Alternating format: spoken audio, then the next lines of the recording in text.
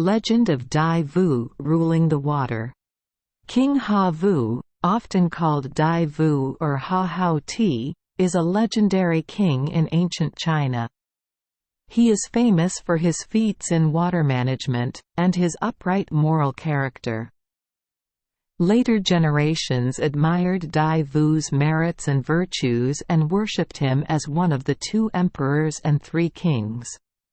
In Taoism, he is revered as the great emperor of water.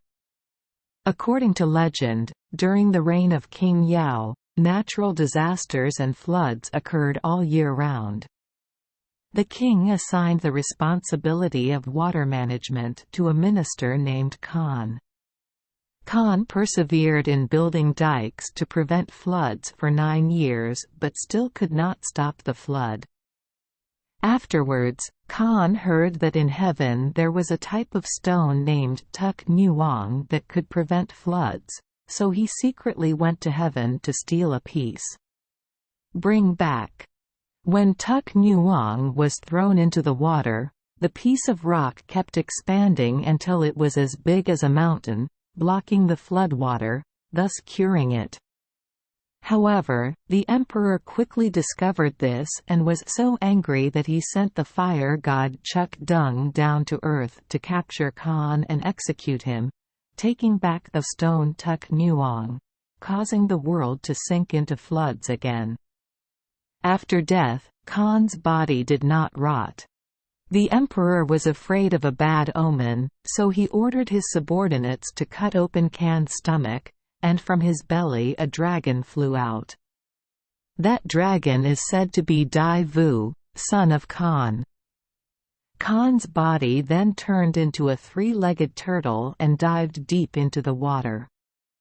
Again, at that time it was the time of King Thuan. Dai Vu had grown up. The king assigned Dai Vu the responsibility to continue Khan's unfinished career.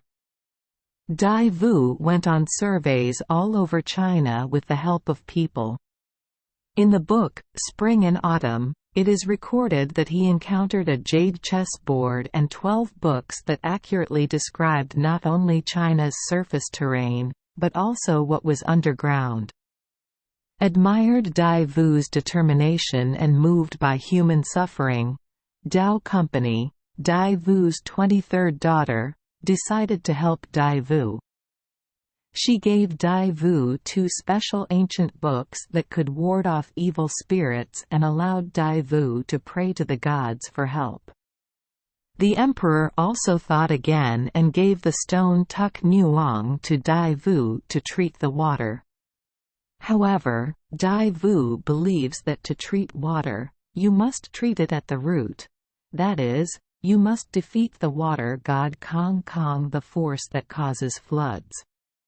He commanded the heavenly gods, fought a battle with the water god Kong Kong, and killed the monster Tuong Lu, a 9-headed snake, a trusted subordinate of Kong Kong. After defeating the water god, Dai Vu through Tuk Nuong rock descended into the fierce water, land and mountains grew from it. However, the rivers still do not flow in a stable direction. Dai Vu believes that the flow must be cleared for them. So we start with the Yellow River, the river that is considered the most important in the minds of ancient Chinese people.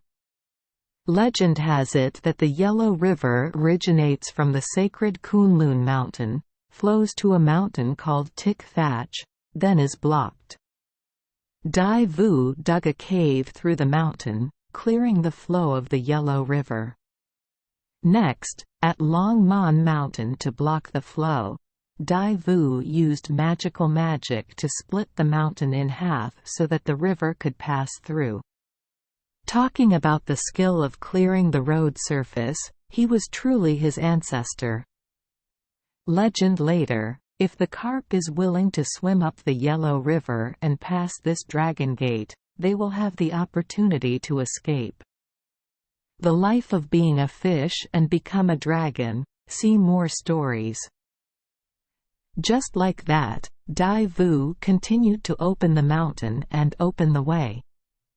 The waterway allows the Yellow River to flow all the way to the Dong Hai, completely reducing floods and natural disasters.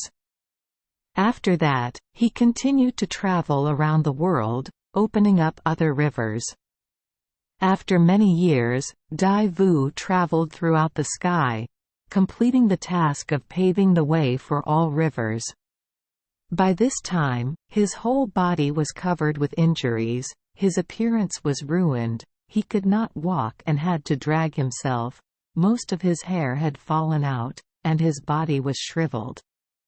In return, thanks to Dai Vu's great contributions, the world was peaceful and the people lived peacefully. When the Great Kong announced the citadel, Dai Vu drove his chariot to the top of Chung Sun, performed a ceremony to thank the heavenly emperor and the gods for their help, and later inherited the throne from King Thuan. Thank you for joining us for today's fairy tale. We hope these stories bring joy and meaning to your day.